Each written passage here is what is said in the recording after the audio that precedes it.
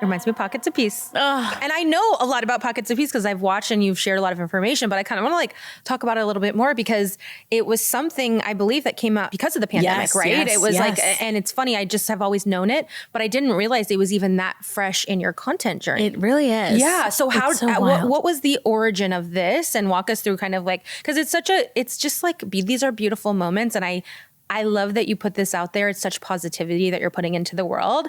And I think like the backstory is really cool. Thank you. So yes, Pockets of Peace is really a product of COVID-19 and the pandemic. It really became something so meaningful and important in my life, but I would have never thought that it would come from something that was unprecedented and such an anxiety-inducing time. And that's really how it all happened. We were so anxious, especially in my home. I was really, really anxious when we were told about the lockdown and like 2 weeks of not social distancing. It was a 2-week lockdown. Yeah. And I thought, what am I going to do in these 2 weeks? Like, I am so nervous. I'm so scared.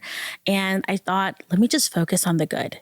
Like, let me just share everything that went right today. Like, let me just share like the little moments that were special, that made me feel safe, that made me feel good. I'm just going to chronicle that. I'm going to document that. So I made a video and I posted a video that just shared my day. And then I made another one and another one. And then suddenly people were like, okay, when's your next one? Like I'm living to see your day. Like, I'm excited to see what you did keeping today. The positivity going. They were like, it's midnight. Where's your recap of today? And it was so special because it almost became this unifying thing where we are all every single day just sharing what we were doing. Yeah. And at that time I called it quarantine routine because we were under quarantine. Okay. And then quarantine stopped. Then it became social distancing. And I was like, I got to rename this thing because we are going strong. Yeah. People are really loving it. And I love sharing it. So I realized that what I was doing was I was sharing my pockets of peace. I was sharing the little things that were going right in the day that I was sharing my highlight reel. Yeah. And very transparently, this is a highlight reel.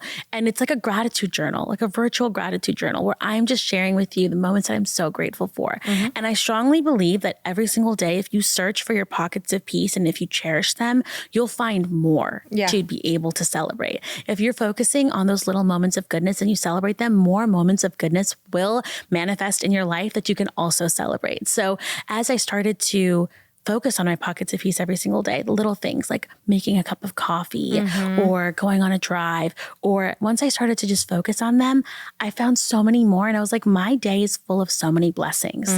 And if I look at the blessings, zone in on the blessings will multiply. And so that's what Pockets of Peace has done for me in my life. And people have shared that it's done the same for them. People will tell me like, I didn't realize how much life those little moments were giving me. Yes. And our life is full of the little moments. They're not the big moments. The big moments don't make up our life. It's the little moments. So Pockets of Peace is really designed for you to focus on the little moments. And that's what I feel like I'm meant to do. Yeah. I think you've said this before too, but you're like romanticizing your life. It's all about romanticizing your life. I think everything should be special. I don't even believe in the word special occasion anymore. There shouldn't be a special occasion dress. Every day is a special occasion. Like every day, first of all, not to be like sad, but every day could be your last day. No, you truly, you don't know. I tripped on a banana peel when I left here and I was like, oh no, I was going to save that out. No, I'm going to like do it today. You know, like life is meant to be celebrated. And I think that specific time of our lives when we were losing so many people. So much was just happening that was so scary. A lot of fear was filled everywhere.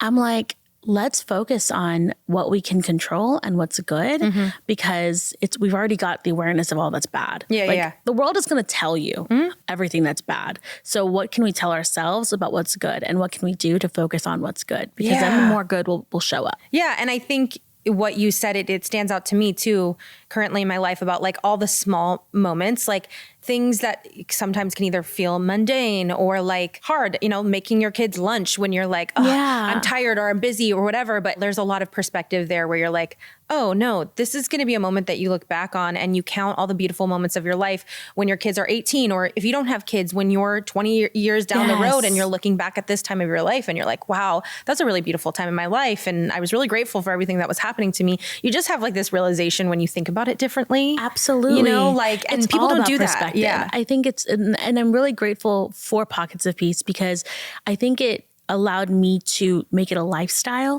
It's not just a content series for me anymore. Every single day I write in my gratitude journal.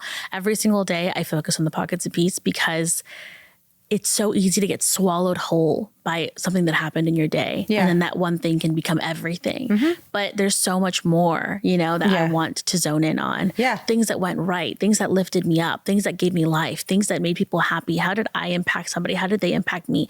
Like, I want to focus on that stuff. You'll probably continue on forever and ever, right? But like, even in the future, you're going to look back at even these moments and be so glad that you have them. Yes. Right? Like, even if you're not, even if you're not posting it online, I you know, can still there's do so many that pockets have- of peace, Yes. right? Like, my husband and I go on a date and there's a really beautiful sunset and you're like, wait, what is this video for? But you're like, it actually, now that you're saying this, I'm like, it's a pocket of peace. Exactly. Yeah, no, I and get let's it. focus on that. Like, let's celebrate that. Like, Yeah. life is full of those moments and they're just waiting for us to acknowledge them, Yeah. you know? And I think that that's just so important. So Yeah. I'm really thankful for it. And I'm thankful that like it's allowed me to also learn about myself more, you know, learn about like what brings me joy and makes me feel so excited. And that's how I discovered I loved cooking. That's how I discovered that what was once a fear, which was cooking, was a big fear for me pre-pandemic. And now it's like, it brings me so much joy. It's my greatest pocket of peace. And I just have learned a lot about myself. I need to start doing pockets of peace so I can cook more than, because I am like Sam, I'm not like, because I Well, mean, if it did it for you, yeah, discovering what you like to cook